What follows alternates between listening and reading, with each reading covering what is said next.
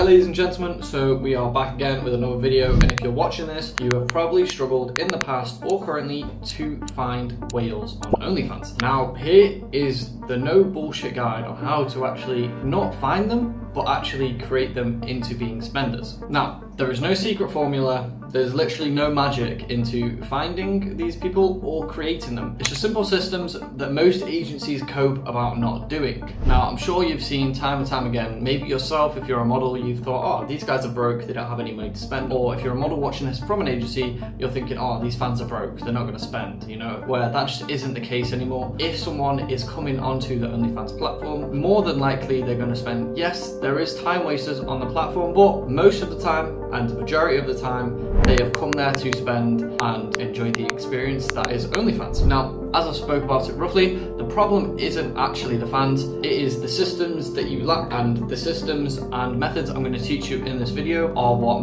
you know, separate agencies from making 5 figures to agencies and models that make multiple 6 figures per month recurring. Now, step 1, stop praying that these guys are just going to turn up, because that just isn't true, right? Fans, they don't come onto the OnlyFans platform with zero money most of the time. Some do, and you know, you filter out those people very quickly because you can tell. But if someone shows genuine interest, then you know, you need these certain methods and systems in order to actually build the rapport and build them into actual spenders, as unfortunately it isn't as easy as just selling, you know, content anymore on the platform. You can't just, you know, send, you know, $100 bundles of the best content that you have on your OnlyFans page anymore. That just isn't how you make those 6-figure dreams happen, because it's harder and harder to go viral. More fans are becoming aware of agencies, so therefore what you're left with is connection and the whole experience, and selling the experience of OnlyFans instead of selling content. Now, here's the truth. Where your chatters are from matter. Now, this isn't me, you know, be hating against those kind of cheap labor, because it's there for a reason, right? It's cheap and it's very profitable.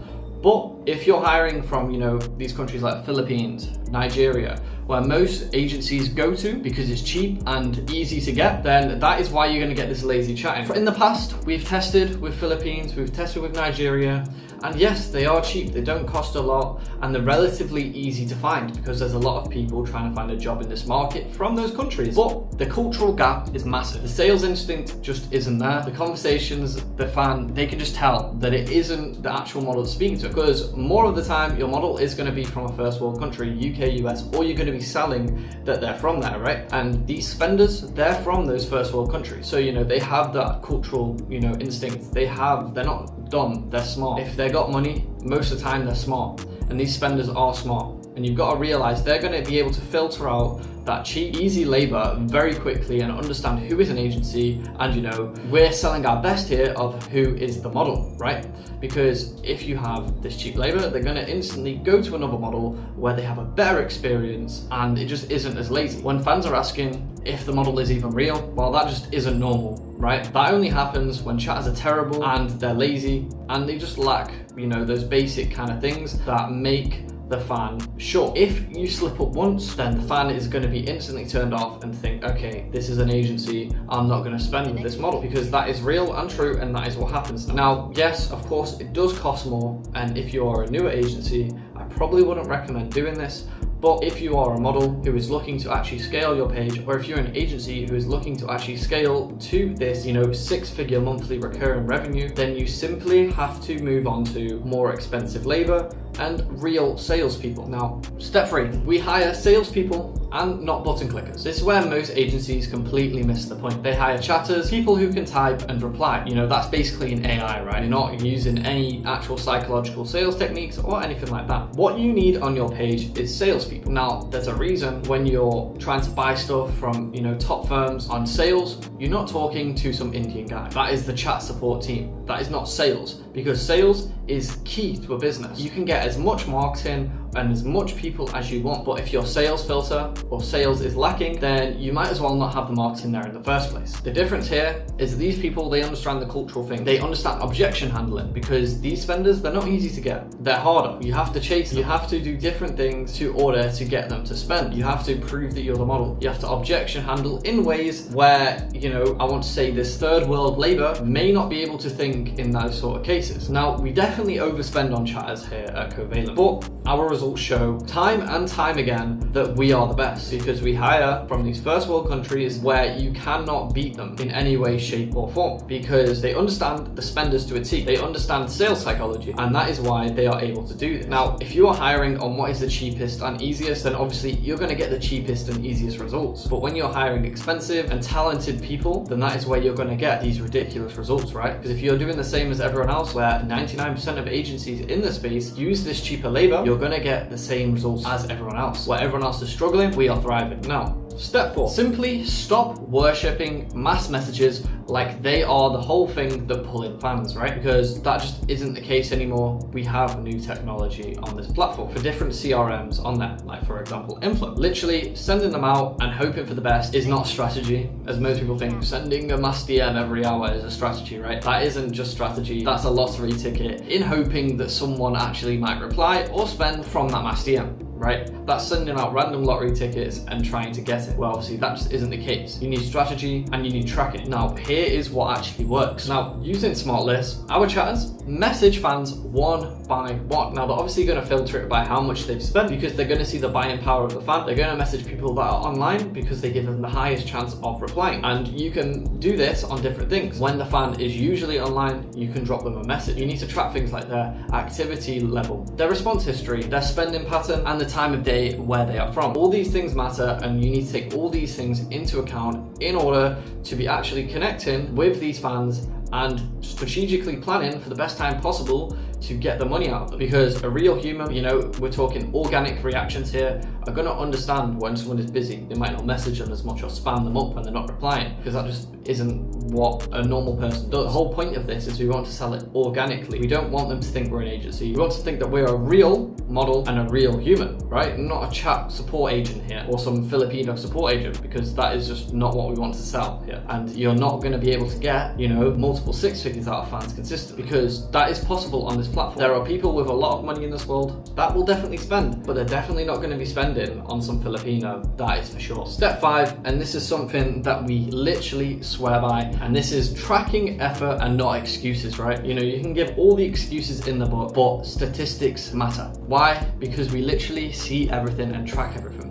We understand how many fans were messaged, how many replied, how many converted, how many scripts were performed, you know, how much effort was actually put in is what I'm trying to prove here. If you are tracking all of these things, you can see direct sales effort from the actual chatter, right? If you're seeing that they're maybe lacking in the messages sent that day, the fans chatted to, you understand at that point that you can hold them accountable because you have the stats to back it. And if you don't, what can you hold accountable other than, oh, I guess it was a bad day, where you need to do this. And when bad things happen, that means we don't guess, we adjust. We might replace the chatter if they are being lazy. We might change up some things, try to improve stuff in order that we can get the sales, because we understand it's not the point of the sales team at that point. You can adjust in other areas of the business in order to actually, you know, thrive, right? Step 6, this is super important. Sell the experience, not selling just content, because that is the shift of this platform now. A lot of people are lacking because they're still stuck in the old ways, right, of selling, you know, these cheap kind of content things where they're just being like, oh, here's a bundle, babe. Like, you know, basic kind of, I want to say, selling where they could just go to, let's be honest, Pornhub down the road and spend no money and get the exact same experience. So let me put it into a perspective that you guys can understand. We want to be Louis Vuitton, we don't want to be H&M. We want to sell the experience, the high quality stuff. That is where spenders come in. We don't want to be just selling cheap clothes out the door and hoping lots of traffic come in, because traffic is, again, harder and harder to get. So when you are this unique brand, this high luxury model, people will spend a lot more and they won't care less about the price. That is the same with H&M and Louis Vuitton. If H&M started selling stuff for $1,000, no one's gonna buy it. They're gonna be like, what the fuck? I'm not buying that. Or they might just buy it for a one-time thing and never go back. Whereas LV, something that for $3,000 is normal. The shift is normal, right? You understand, like, this little duffel bag might be the same quality as H&M, but it's LV. You have the experience, you have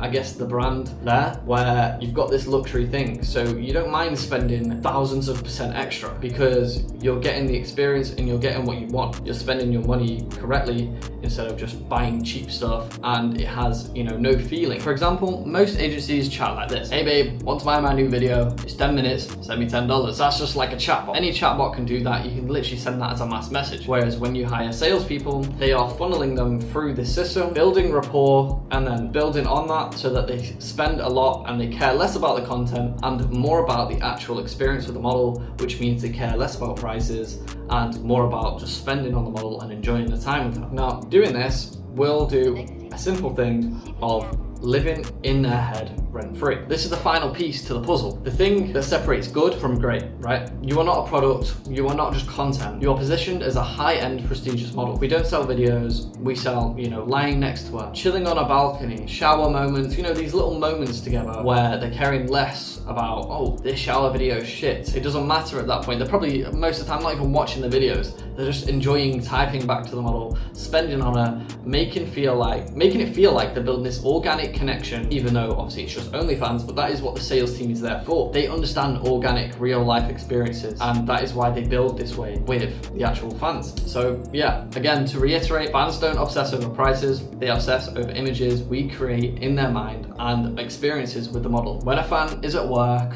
stressed out, and his mind drifts over the balcony scene that you described earlier, that's where you want. You're living literally in his head rent-free like a normal girl would, because if you're just this random model, they're not going to think about you and they're going to move to the next. So the final result, spenders are simply created. They're not just found and they don't just magically spawn in. Although I digress, that can happen, but if you want to have consistent results, you need to create them. So let's bring this back in a full circle so that you guys can understand. There's no whale formula, there's no secret fan database that has all the whales on it, and there's no algorithm hack to spawn in whales. Spenders are created, they're not found. Here's the reality. A loyal customer is worth 10 times on their first purchase. Repeat customers spend 67% more time after their first year. 65% of consumers will pay premium for genuine connection. Now, this is all here, real facts, real statistics, taken literally from Google about high-end luxury brands. Now, if you apply this kind of same thing to your OnlyFans, you're going to be adjusting from this, you know, porn model girl to this real, actually high quality, prestigious model